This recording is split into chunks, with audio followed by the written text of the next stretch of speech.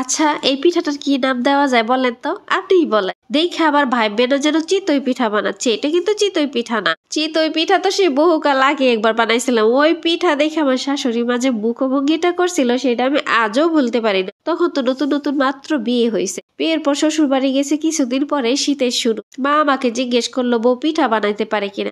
আমিও খুব ভাবসাব নিয়ে বলছিলাম আমি তো সব পিঠাই বানাইতে পারি। তো শাশুড়ি মা ভাবছে ভালোই হয়েছে, এখন সাহায্যকারী খালা যে আছে তারে দিয়ে চালের গুঁড়ি করাইছে, একদম সামনে দাঁড়ায় থাকে, পিঠা তো আমার বানাইতেই হবে। তো ভাব নিয়ে বসে পড়ছে চিতই পিঠা বানাইতে, চালের গুঁড়ি গুইলা যেভাবে বা পিঠা বানায় আর কি। পিঠা তো বানাইছি ঠিকই, কিন্তু ওইটার খাওয়ার জো নাই, ছিদ্র তো একটাও হয় নাই, ফুলা তো দূরের কথা, একদম চ্যাপটা হয়ে বসে গেছে কাঠের মতো। তো ওই পিঠা দেখার পর মা যে মুখভঙ্গি করছিল, সে একটা মুচকি ফেক করে হাসি, তো ওইটার কথা আমি আর ভুলতেই পারি না। সেই থেকে যে বাদ দিছে আজও পর্যন্ত আর চিতই পিঠা বানাই। তো এইটা এবার চেষ্টা করে ফেললাম, কারণ বড় বাবজান বাসায় আসছে, ভাবলাম একটু দেখি চেষ্টা করে হয় কিনা। গতকাল রাতে কিন্তু আমি চালের গুঁড়িটা ভিজায় রাখছিলাম একটু কুসুম গরম পানি দিয়ে। তো সকালবেলা সকাল সকাল সেই চালের গুঁড়িটারে আবার ব্লেন্ড করে নিছি, সাথে দিছি কাঁচামরিচ আর দিছি কিছু ধনিয়া পাতা। ব্লেন্ড করার পরে যে পিঠাটা বানাইলাম কালারটা একটু সবুজ সবুজ ভাব, আবার কিছু কিন্তু একটু